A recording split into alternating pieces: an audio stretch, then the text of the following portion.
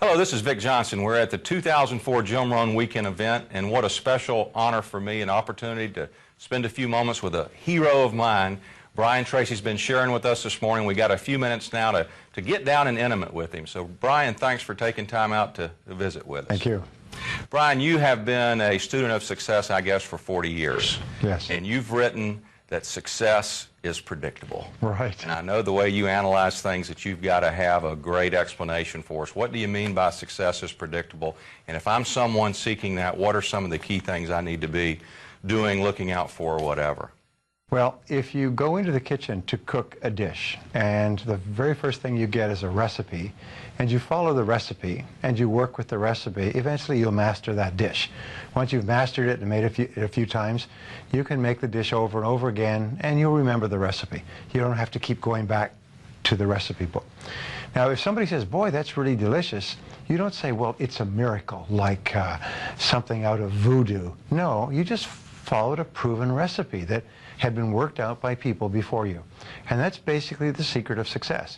If you want to be successful in starting a business, then you study what people have learned, and everything that people have learned they've written down or shared in seminars or put onto audio programs is I learned this from a very wise man named Kopmeyer, who spent more than 50 years studying success. And he had developed more than 1,000 success principles that he had derived out of something like 6,000 books. And when I met him, I asked him the question you would ask. Of all these 1,000 principles, because I had studied it all, which is the most important principle of all?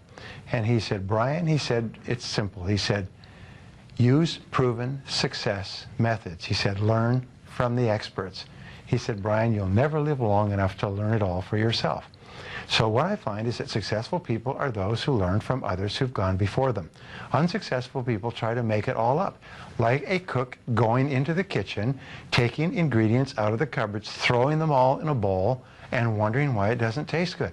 This is why people's sales careers, why 80% of salespeople are functioning well below their potential. Only 20% make all the money. Why 20% of businesses in any industry make all the profits. Why 20% of the professionals in any service make 80% of the money, and so on, is because they follow proven success principles, proven recipes, proven formulas, proven combinations, and they just do them over and over again until they master them. Then they can do more and more of them, faster and faster, easier and easier, at a higher level of quality. And all that translates into greater results. Kind of following up on that, obviously what it says to me, if I'm going to get the recipe for success, I'm going to have to find some people who already have mastered the recipe, so to speak. This morning, you talked about getting around the right people and how important that was, which sounds like kind of the same thing. I find the recipe from the right people.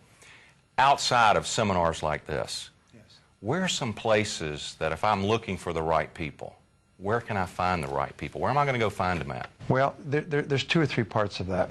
First of all, we are where we are and what we are because of the choices and decisions that we have made in the past. Choices and decisions with regard to the jobs we take, the people we work with, the people we marry, live with, socialize with, the investments we've made, the uses of our time, and so on. We are where we are and what we are because of our choices and decisions. So the starting point of change in our life is to make new choices and decisions, which requires that we stop making old choices and decisions that are not helping us. In other words, to get into something new, you've got to get out of something old. To start associating with positive people, you've got to stop associating with people who are not helping you. And in many cases, people realize they're going to have to break off old friendships, break out of relationships. I've seen this happen countless of times. Quit jobs, stop associating with negative family members who are constantly critical. You're going to have to reorient yourself to more positive people. Now, the third principle that's so important is this, is that there's a law of attraction in the universe that says that you attract into your life people and circumstances in harmony with your own thinking.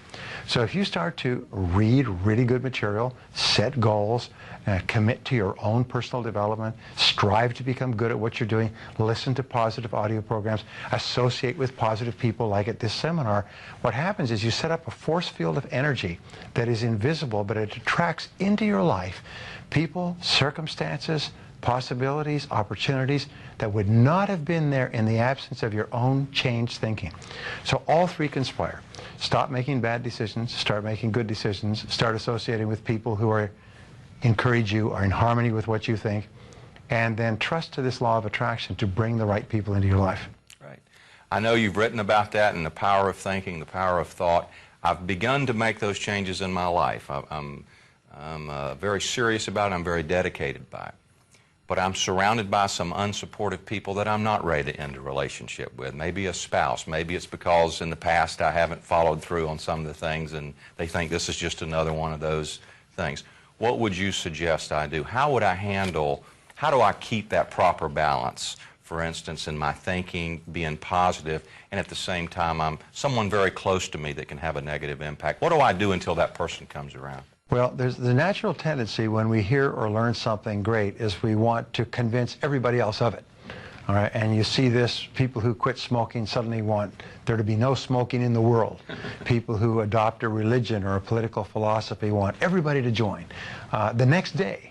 But the very best thing, as I mentioned earlier in our seminar, is that you must teach men at the school of example, for they will learn at no other. So what you need to do is be an example. And be an example for an extended period of time. Give yourself 2-3 months, maybe a year, of being the new person. When you go on a diet, don't insist that everybody else go on a diet the next day. Actually go on the diet, stay on the diet, lose the weight, achieve the level of financial fitness, and attract people so they come to you and say, what is it that you're doing? Or what is it that you're reading? Or what is it that you have that makes you different? Only then, when they reach out, do you offer it to them. The flip side of this is that in the main, people don't change. You can change, and you'll find it much easier to change if you're with positive people. Very hard to change with people who don't want you to change, who want you to be the person that you were. But in the main, people don't change. So sooner or later in life, you're often going to have to make some hard choices. In the short term, be the person. As Gandhi said, be the change you want to see in the world. Be the kind of person that you want to see. And if that does not bring people around, then be prepared to go to the next step. Be prepared to walk away. Right. Something interesting that you've taught on that I found remarkable was you said that if you write a goal down, yes, increase your chances of success by 1,000%. Yes, by 10 times. Overwhelming. Yes. Now, next to that, when it comes to goal setting, what's the most important thing I do? I've got it written down. Obviously, that's got power if it's going to increase my odds of success 10 times. What's the next thing, the next biggest thing in that process? Well, there's a process which has made more people rich than any other single process of goal achieving. And it's to take your major goal and structure it as a question. If your goal is to earn $100,000 a year, then you write, how can I earn $100,000 in the next 12 months? Now, that's an open-ended question, not how can I earn it at my job or doing a specific thing, just an open-ended question, how can I earn the amount of money? And then you discipline yourself to write 20 answers to the question. And the 20 answers are all the different things that you could think of to earn $100,000. Work longer, work harder, upgrade my skills, get a new job, take a part-time opportunity. Whatever it happens to be, write down everything you could think of, but force yourself to write at least 20 questions, or 20 answers to the question. The 20-question method, called mindstorming, forces you to dig deep, deep into your mind where you will find all your answers. And it may be call a person, read a book. Let me give you an example. We had a young fellow, entrepreneur, he got 35 years old. He'd built a successful business. He'd worked about 10 years to do it. And he, for 2 years, wanted to sell his business so he could take a year off and travel, enjoy his money. And so for 2 years, he just sort of floundered around like a fish on the dock, wanting to sell his business. Nobody offered to buy it. He suggested it to people. People were not interested, and so on. And in this exercise that they put him through, his 20th answer, and often it's the 20th answer that is the breakthrough, was buy a book on how to sell your own business. And it just went off like a flashbulb in his mind. At the break, he got up. It was a downtown hotel. Got up, went down to the street to a major bookstore, went and found, he was amazed at the number of books that had been written on how to buy and sell a business. So he bought 2 or 3 books. 2 months later, he had restructured packaged his business, sold it completely, satisfactorily, and took a year off. He said, but it was just a single idea. It was a breakthrough idea. But it was so simple. Just get a book on the subject. And you think, boy, that's pretty obvious, yes? But it's the most obvious answers that we overlook. Right. I know that you've built a lot of companies. I know you've coached a lot of people who've built great companies.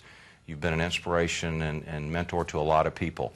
I'm a person who I've gone through maybe perhaps your goals exercise, that you have a very thorough goals exercise. I've put my goals down. I've got all the objectives and the tasks lined out, and I just can't seem to get started. And 90 days pass by, and I still haven't gotten started. Now I'm at the point where I'm starting to beat myself up and all. What's the key after I've got the mechanics, so to speak, in place? What can I look for? Where can I look for it to get started? This is one of the biggest of all challenges. It's procrastinating on starting on a major goal. And the way that you overcome it, one of many ways, is you break the goal down into as many small steps as you possibly can. You make a list of every single step that you're going to have to take to achieve the goal. From the first one of clearing your desk, or reading a chapter in a book, or making a phone call, or working out a financial plan. So what you do is you break it down into small enough steps. Henry Ford said the biggest tasks in the world can be accomplished if broken down into enough small steps. And once you've broken it down into enough small steps, just do one step. Say, now, of all of these steps, there are 5-minute, 10-minute steps. Of all of these steps, what would be a good place to start? And then you do just one thing. And maybe the next day you do just one more thing. And what happens within the mind is there's a natural momentum that once you get into the rhythm, you start to move forward. And pretty soon you're doing the next step and the next step and the next step and so on. I had a good friend who had for years wanted to write a business book. And he was working from 7 or 8 in the morning till 9 or 10 o'clock at night. He never had the energy to write it. So he finally said, I'm going to write this book, so I'm going to write it one page at a time. So he rescheduled his life, so he came home earlier, went to bed by 9 o'clock, got up at 5 o'clock, and wrote one page. That's all. By the end of the year, he had a 350-page book. And he published the book, and it became a great success. But it was just writing one page a day that enabled him to write a bestseller.